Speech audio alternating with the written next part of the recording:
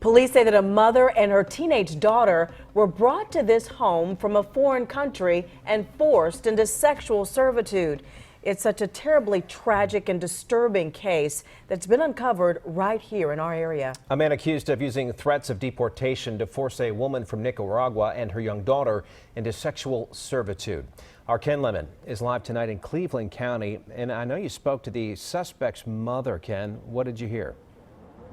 Yeah, they've been married for 3 years, and she tells me that Jason White fell in love with the woman that he met online, even went down to Nicaragua and married her there, but she couldn't become a legal resident here unless she can show that they were married for at least 2 years. Now, sheriff's investigators here say that White refused to go to court and affirm their marriage unless she did exactly what he demanded.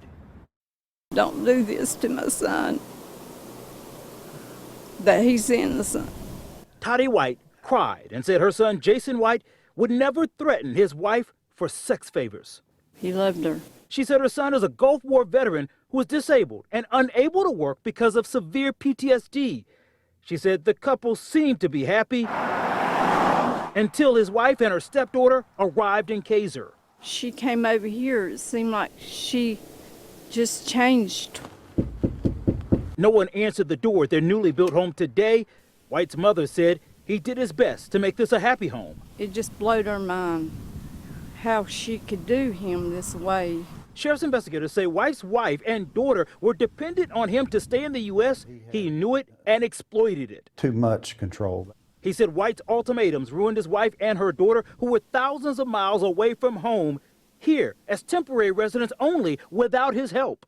Really, they didn't have nowhere to turn or know who to talk to. A member of her Spanish-speaking church is a former ICE agent. Investigators say she eventually told him, and he knew this was human trafficking. Sheriff's investigators say they later learned White targeted his 16-year-old stepdaughter, too. Suggestive text messages through Facebook, Instant Messenger.